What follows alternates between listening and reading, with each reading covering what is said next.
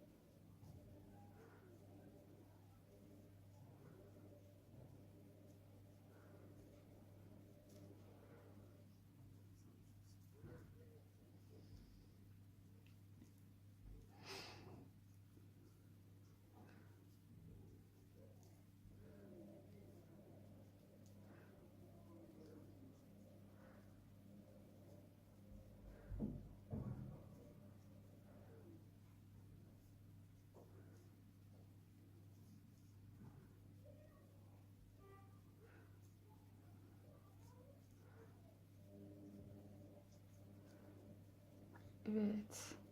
İkinci sırayı tamamladık. Üçüncü sırada 2 tek bir çift yapıyoruz arkadaşlar. Bakın. 1, 2 tek, bir çift. Aynı yere 2 tane batıyoruz. 1, 2 tek, bir çift. Sıra sonuna kadar böyle yapalım, tamamlayalım. Üçüncü sıraya 2 tek bir çift yaparak ulaştık, tamamladık. 2 zincir çektik, bir üst sıraya geçtik. Şimdi arkadaşlar 3 tek bir çift yapıyoruz. 1, 2, 3 tek, bir çift. Çiftler zaten V'nin içerisine gelecek. Bu sırayı da arkadaşlar 1, 2, 3 tek, bir çift olarak tamamlayın. Sıra sonunda 5. sıraya beraber geçelim. Bu sırayı da 3 tek bir çift yaparak tamamladık. Sonunda sadece her sırada 2 tekimiz kalıyor zaten arkadaşlar. Şimdi 2 zincir çektim. 5. sıraya geçiyoruz. Bu sefer de 4 tek bir çift yapıyoruz arkadaşlar. 1, 2, 3, 4 tek, bir çift. Bakın V'lerin içine geliyor artırma. 4 tek bir çift. Yine 4 tek, 2, 3, 4 tek, bir çift. Sıra sonuna kadar 5. sırayı da bu şekilde tamamlayalım arkadaşlar. 6. sırada buluşalım. 5. sıraya ulaştım arkadaşlar. 2 zincir çekiyorum. Bir üst sıraya geçiyorum.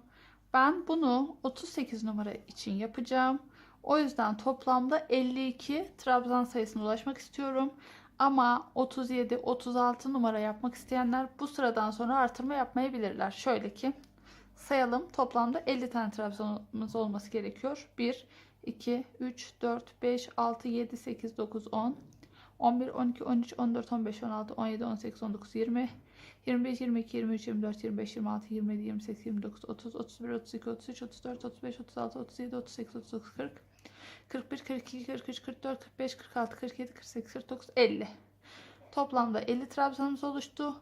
36, 37 numaralarını yapanlar 50 trabzanla devam edebilirler. Ben 38 numara yapacağım için 6. sıramız zaten burundaki son sıramız. Bir buradan bir de buradan artırma yapıp toplamda 52 trabzana ulaşacağım arkadaşlar. Toplamda 6 sıra yaptım arkadaşlar. İlk 5 sırada 50 trabzana ulaşmıştık. 6. sırada ben 2 artırma daha yaptım. 38 numaraya uygun olsun, dar olmasın diye. Toplamda 52 trabzan ile modelimi kuruyorum. Şimdi ilk başta 3 zincir çekiyorum. 1, 2, 3 zincir çektim. Birisi zaten bizim bulunduğumuz trabzan. Onun yanındakini atladım. Üçüncüye batıyorum.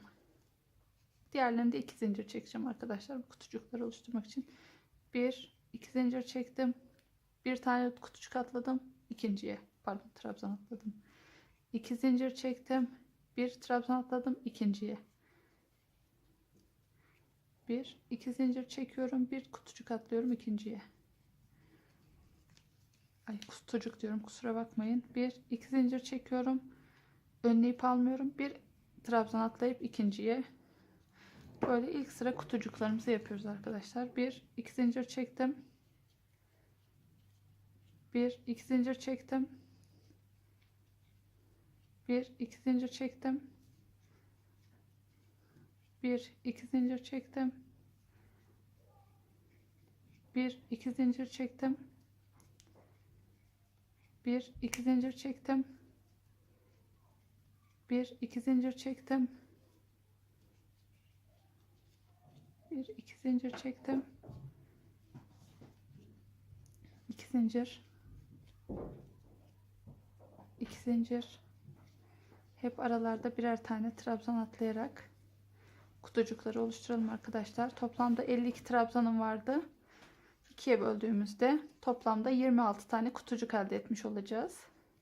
Eğer siz 50 trabzanda bitirirseniz daha küçük ayak numaralar için 25 kutucuğunuz olmuş olacak. Daha büyük numaralarda arkadaşlar 54 trabzan yapabilirsiniz. Mesela 39-40 numara için ben 2 artırdım 6. sırada. Siz 4 tane artırma yapıp toplamda 54 trabzana ulaşabilirsiniz. O zaman da 27 kutucukla yolumuza devam edeceğiz demektir. 1, 2 zincir çektim. 1, 2 zincir çektim. 1, 2 zincir çektim. 1, 2 zincir çektim. Sonuna geldik. Son bir tane kutucuk yapacağım arkadaşlar. İlk sıradaki bu kutucuğa bir zincir çekeceğim. Tığımın önüne bir ip alacağım. Şu ilk şurasına batıyorum. 2 seferde çıkıyorum. İlk sırayı böyle tamamlayacağız arkadaşlar. 1, 2, 3. Burası en baştaki kutucuğumuz olacağı için orada 3 tane zincirle başlıyorum. Aralarda 2. İlk kutucuğun direkt ortasından geçiriyorum arkadaşlar. Bu zincirin tepesinden falan değil, direkt bu kutucuğun ortasından geçirdim. 2 zincir çektim. Sıradaki kutucuğun ortasından geçirdim. 1, 2 zincir çektim. Sıradaki kutucuğun ortasından geçirdim. 2 zincir çek. Kutucuğun içerisinden geçir. İkinci sıranın kutucuklarını yapıyoruz. Biraz gevşek tutabilirsiniz arkadaşlar. Ben gevşek tutuyorum oldukça. Bu şekilde sıra sonuna kadar gelelim arkadaşlar.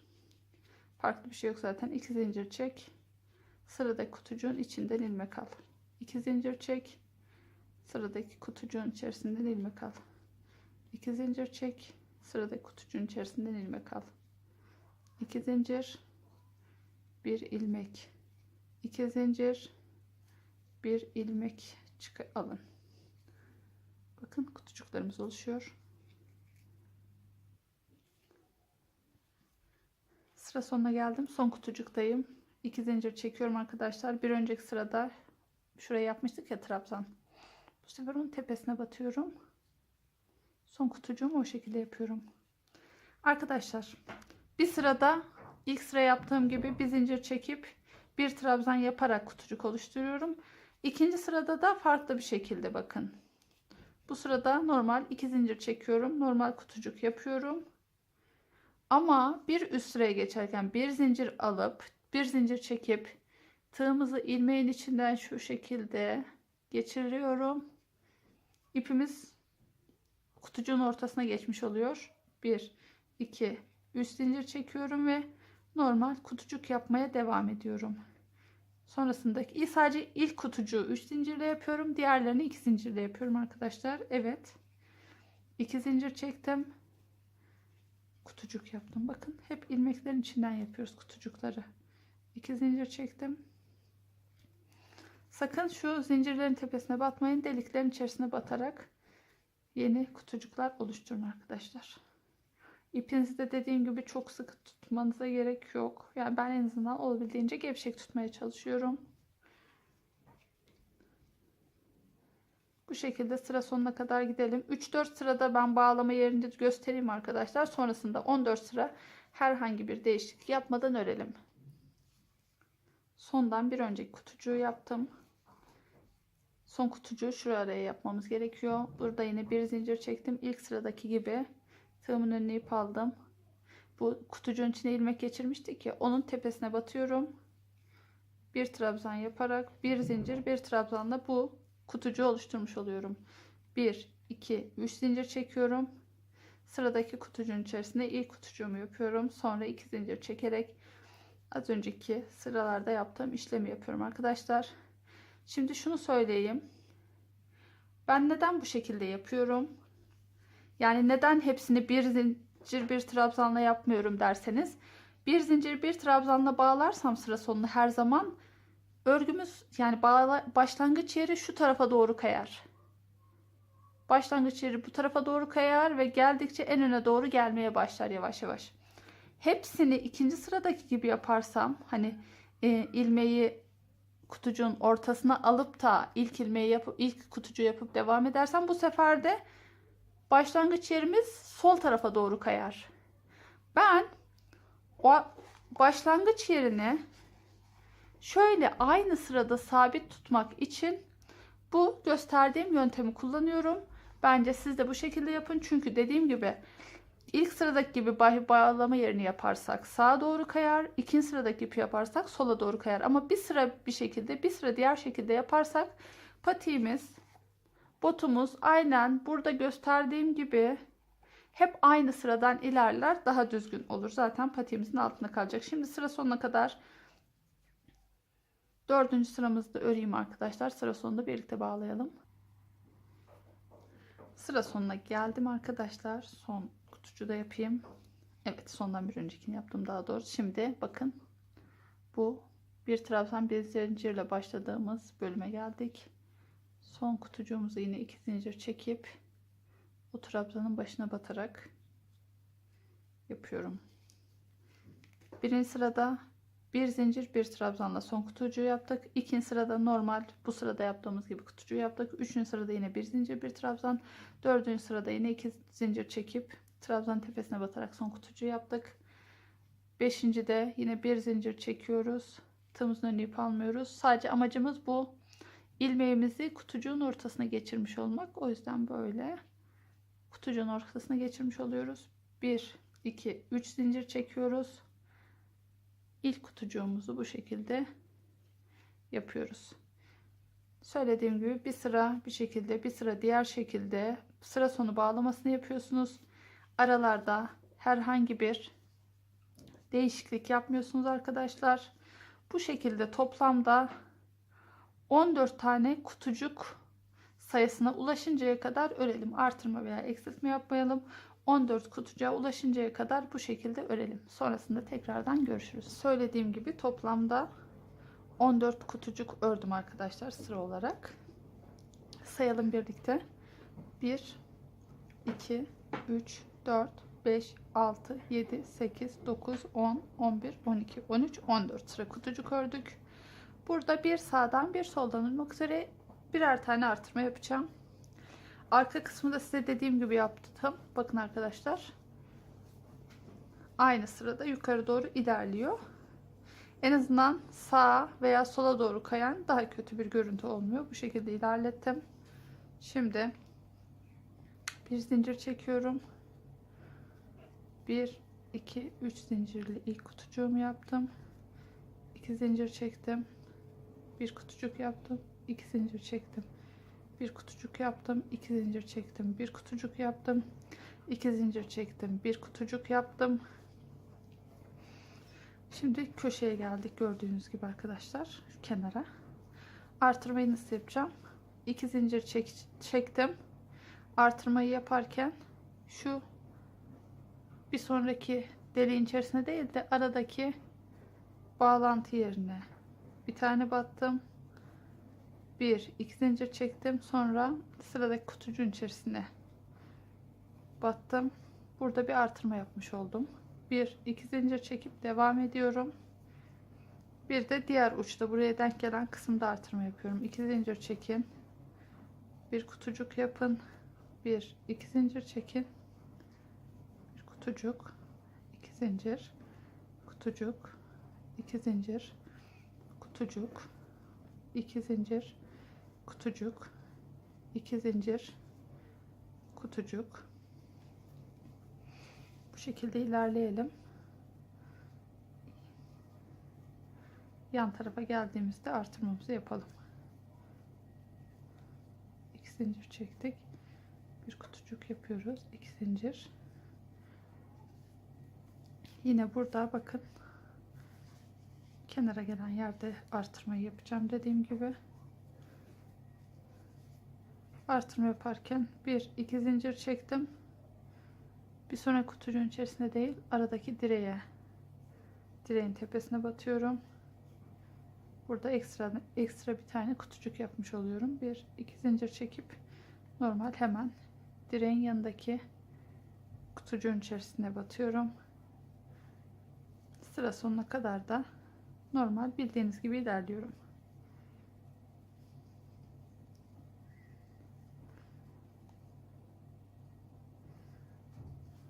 Evet. 1 2 zincir çektim. Sıra sonunda bir zincir çekip başladığım yerle bir trabzanla bağladım. 1 2 3 zincir çekiyorum. Bundan sonra yine herhangi bir artırma yapmadan aynen alt sıralardaki gibi 2 zincir çekip kutucukların direkt içerisine batarak kutucuklar elde ediyoruz. 2 zincir çekin. Bu şekilde devam edelim arkadaşlar. Toplamda 26 sıra kutucuk oluşuncaya kadar toplamda bu kutucuk sıra sayısı 26 oluşuncaya kadar örelim. Ördükten sonra da burun kısmını tamamlayıp arka kısmı örmeye devam edeceğiz. Söylediğim gibi arkadaşlar toplamda 26 sıra ördüm. Burun kısmında ilk önce 1 2 3 4 5 6 trabzan 6 sıra trabzan ördük. Toplam 52 ilmeğe ulaştık artırmalarla. Buradan sonra da 1 2 3 4 5 6 7 8 9 10 11 12 13 14 sıra ördük. 15. sırada 2 artırma yaptık. 16, 17, 18, 19, 20, 25, 22, 23, 24, 25, 26. Toplamda 26 sıra ördük. Bu şekilde 26 sıradan sonra ilmeğimizi biraz genişletiyoruz. Patiğimizi içinden geçiriyoruz. Böyle. Evet. Şimdi patiğimizi böyle tutalım arkadaşlar. Bakın. Bu çizgide dediğim gibi tek sıradan ilerledi. Dikkat edin lütfen siz de yaparken. Bu şekilde patiğimizi tutuyorum. Şöyle 1, 2, 3 tane delik sağda. 1, 2, 3 tane delik solda olacak şekilde. Bu şekilde. Önde boşluk bırakıyorum. Bakın 1, 2, 3, 4, 5, 6 tane delik boşluk kalacak. Şuraya tığımı geçirdim. İpimi de böyle biraz geniş tutalım. Sıkmasın. 1, 2, 3, 4 zincir çektim. Bakın. Önde 6 tane ayırdık. 7.'nin zincirin tepesinden ilk başlangıcı oradan yapayım istedim. 4 zincir çektim. Bir sonraki kutucuğa batıyorum. Bundan sonrakiler yine 2 zincirle. 2 zincir çektim. Kutucuğun içerisine battım. 2 zincir çektim. Kutucuğun içerisine. 2 zincir çektim. Kutucuğun içerisine. 2 zincir çektim. Kutucuğun içerisine. 2 zincir çektim. Kutucuğa battım. 2 zincir çektim. 1, 2 zincir. 2 zincir. 1, 2 zincir. Kutucuğa battım. Bu şekilde ortadaki 6 ilmek kutucuğun olduğu yere kadar devam edelim arkadaşlar.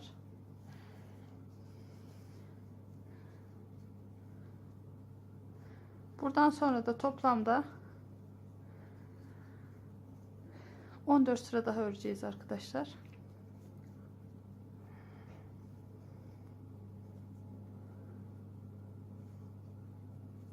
Pardon, 14 değil, 7 sıra daha öreceğiz. Bir dakika, tekrar bakıp söyleyeceğim.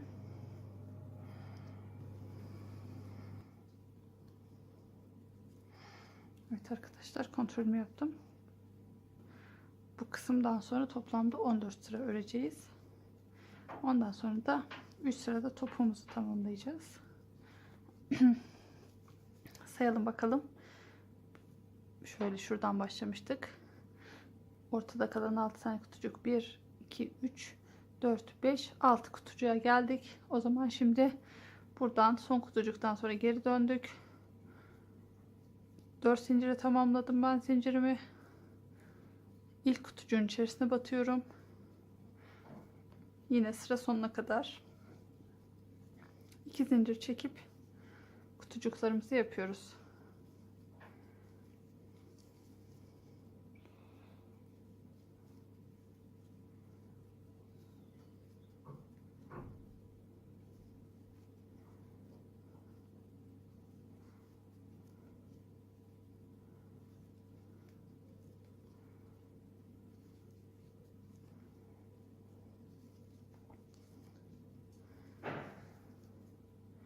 Buradan arkadaşlar şurada ipi geçirmiştik içerisinden. Şimdi orada ipi de alarak yapın.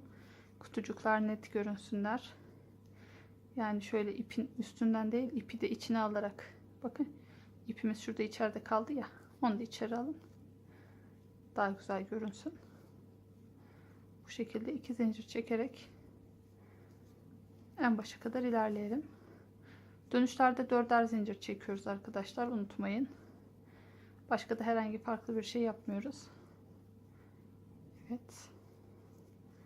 2 zincir çek. Bir kutucuk yap. 2 zincir çek. Bir kutucuk yap. 2 zincir çek. Ve son kutucuğu yaptık. Bakın böyle. 4 zincir çekiyoruz. 1, 2, 3, 4. Dediğim gibi doğru adımlarla yaparsanız herhangi bir artırma eksiltme yapmamış olursunuz arkadaşlar. Dümdüz ilerlersiniz. 4 zincir çektim. İlk kutucuğun içine batıyorum. 2 zincir çekip sıra sonuna kadar devam ediyorum. Bu şekilde toplamda 14 sıra oluncaya kadar örün arkadaşlar. Sonrasında topuk kısmını birlikte çalışalım. Söylediğim gibi arkadaşlar toplamda 1 2 3 4 5 6 7 8 9 10 11 12 13 14 sıra ördüm. 14 sıra ördükten sonra şimdi topuk kısmını kuruyorum. Topuk kısmı için arkaya döndüm. 2 zincir çektim. Toplamda 9 tane deliğe 19 trabzan yapacağız. İlk trabzanımızı şuraya yapıyoruz. Sonra bir tane deliğin içerisine, bir tane aradaki direğe, bir delik içerisine, bir direğe, toplamda 9 tane kutucuk kullanmış olacağız. 19 tane de trabzana ulaşmış olacağız.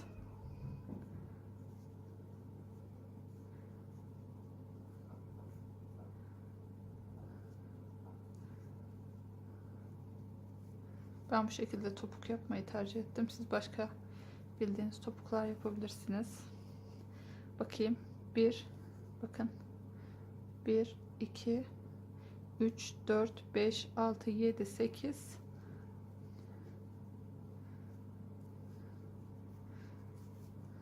1 2 3 4 5 6 7 8 9 son bir tane daha kutucuğa trabzan yapıyorum. Son trabzanımızda direğin başına yapıyorum. Sayalım isterseniz. 1 2 3 4 5 6 7 8 9 10 11 12 13 14 15 16 17 18 19 1 2 3 4 5 6 7 8 9 kutucuğa 19 trabzan yaptık. Şimdi 6 tane sık iğne yapıyoruz. Birinci sık iğne kutucuğun içerisine, ikinci sık iğne direğe, 3 ve 4. sık iğneler aynı kutucuğun içerisine, 5. sık iğne direğe, 6. sık iğne kutucuğun içerisine, geriye toplamda 1 2 3 4 5 6 7 8 9 tane kutucuk kaldı. Şimdi trabzan yapıyoruz. İlk trabzan direk tepesine, bir direk tepesine, bir de kutucuğun içine olmak üzere sıra sonuna kadar tamamlayalım arkadaşlar. Sıra sonunda da bir tane şu zincirin tepesinde bir tane trabzan yapacağız. Önce deliğin içerisine, sonra zincirin tepesine yaptığımızda toplam 19 trabzanımız olacak. Sıra sonuna geldim arkadaşlar. Kutucuğun içine bir trabzan yaptık. Bir de zincirin tepesine yaptık. 1 2 zincir çektim. Geriye döndüm. Toplamda yine 19 trabzan yapalım. Orta kısım, bu topuk eksiltme kısmını beraber devam ettirelim.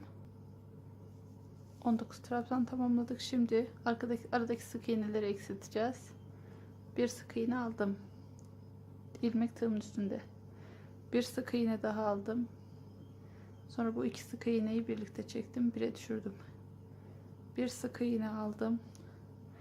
Tığda tuttum ilmeği. Bir sık iğne daha aldım. Sonra bu iki ilmeği birlikte çıkardım. Son 2'deyiz. Bir sık iğne aldım. Tığda tuttum. Bir sık iğne daha aldım ve ikisini tek seferde çektim. Tığımın önüne ip aldım. 19 trabzanımı yapıyorum sıra sonuna kadar. Sonrasında 2 zincirle yukarı bir üst sıraya çıkıyorum. Topuk eksiltme yerine kadar 19 trabzanla tekrardan devam ediyorum. Böyle.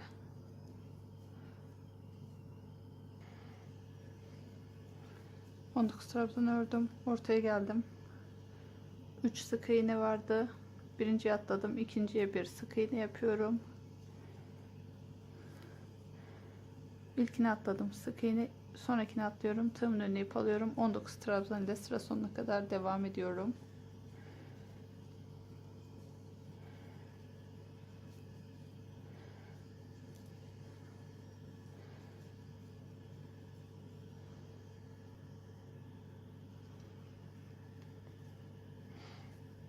Son trabzanı yaptım. Bu şekilde topuk kısmını tamamladım arkadaşlar. Şimdi bir zincir çekiyorum. Patiğimi şöyle ters çeviriyorum. Arka taraftan her bir ilmeğin karşısındaki gelenle birlikte sıkı iğne tekniğiyle birleştiriyorum. Aman atlamayın sakın. Her bir işte karşısına gelen ilmekle birlikte birleştiriliyor. Evet. En alta kadar inip ipimizi kıracağız.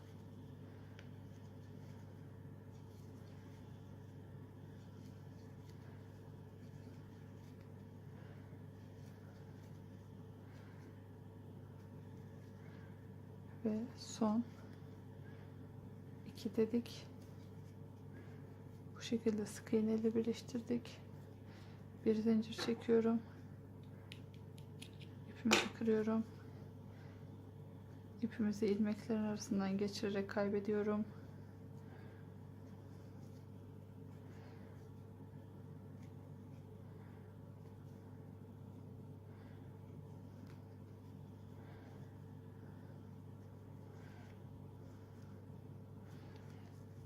Evet. Bu şekilde çevirdik. Topuk kısmımız da tamamdır arkadaşlar. Bot patiğimizin bu kısmını tamamladık.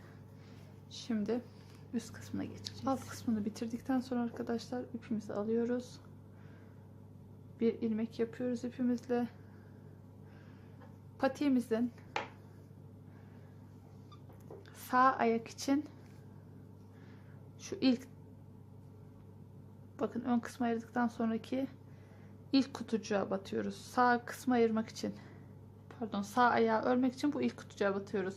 Sol ayak için de arka taraftaki, yani diğer taraftaki buradan başlıyoruz.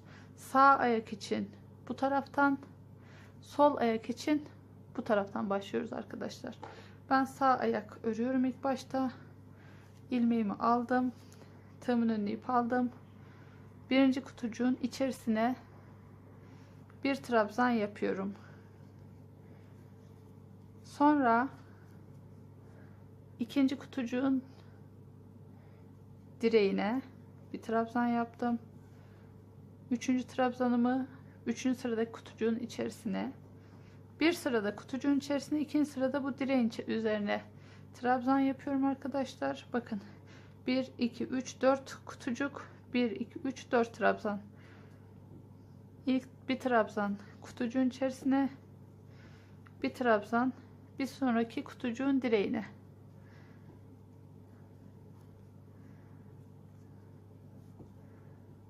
Bu şekilde kutucuğun içerisine, kutucuğun direğine, kutucuğun içerisine,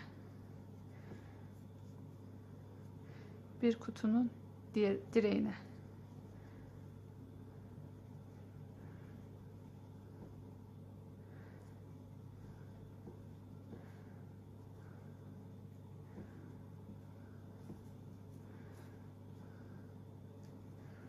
Evet, trabzan bölümüne kadar geldik arkadaşlar. Trabzanlarda da şu trabzanın içerisine, boğaz kısmı biraz sık olsun diye trabzanları çok fazla yapmıyorum. Şu kenar trabzanlarını. İlk trabzan içerisine 2 tane ilmek yaptım. Yine ikinci trabzan içerisine 2 tane trabzan yaptım. Tığın önüne ip aldım. Üçüncü trabzan içerisine 2 tane trabzan yaptım. Geldik birleştirme yerine. Birleştirme yerinin tam o birleştirme yerinin burasına bir tane trabzan yapıyorum arkadaşlar. Sonraki trabzanımız, trabzanın içinden 2 trabzan. Sonraki yine bunun içerisinden bir trabzan, 2 trabzan. Bir sonraki yine trabzan içine denk gelecek şekilde 2 trabzan yaptım. Sonrasında yine bir kutucuğun içerisine bir direğe trabzan yapıyorum. Bir kutucuğun içerisine, bir aradaki direğe,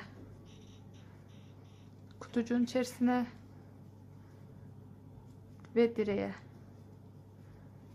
kutucuğun içerisine, direğe, kutucuk içerisi, direk, kutucuk içerisi, direk,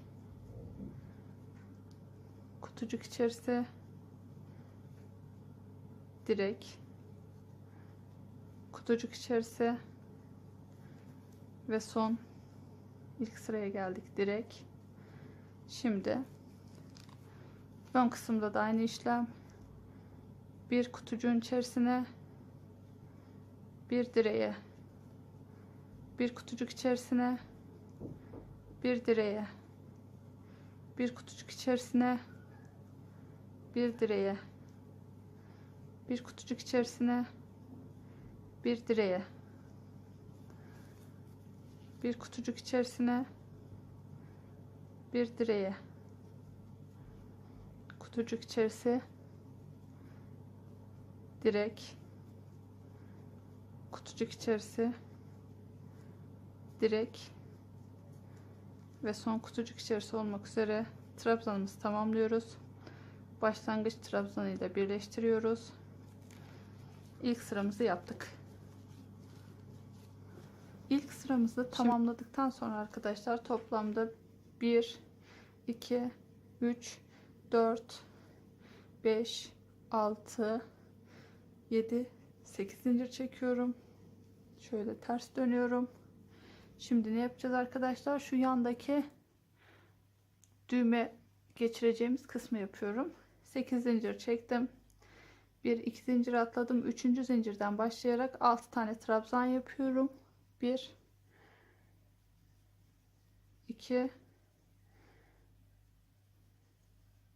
3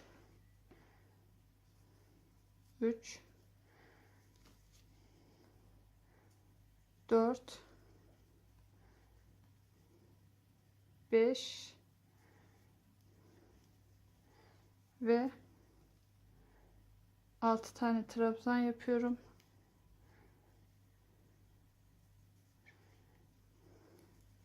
Sonrasında her bir trabzan üzerine şuradan devam edelim. Her bir trabzan üzerine bir tane trabzan olacak şekilde sıra sonuna kadar ilerliyoruz arkadaşlar. 2 bu sefer tersten gitmiş oluyoruz. İlmek yeri düz olsun diye. Sıra sonuna kadar düz trabzan yapıp şuraya kadar gelelim arkadaşlar. En son ilmek burada.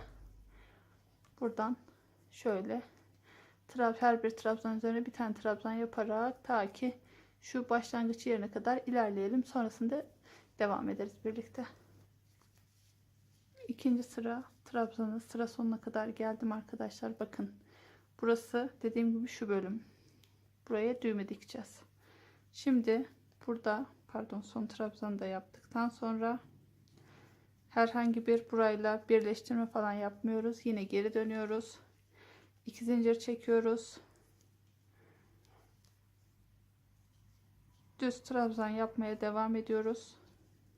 Sıra sonuna kadar trabzan yapalım arkadaşlar. Şu 8 zincir üzerine 6 trabzan yaptığımız yeri de dahil olmak üzere buraya kadar gelelim. Burayla birlikte toplam 5 sıra örelim. Bakın 1 2 3 4 5 toplamda 5 sıra örelim ve botumuzu tamamlayalım arkadaşlar. Evet arkadaşlar, bu kenar çizgisini bir sıra ördük trabzan. İkinci sırada şu düğme dikeceğimiz yeri yaptık. Toplamda 1 2 3 4 5 sıra ördüm ve ipimi kırdım. Şimdi manken ayağımıza giydirelim. Manken ayağımızda duruşu da bu şekilde arkadaşlar. Birlikte ördük bot patiğimizi, alt kısmı bu şekilde.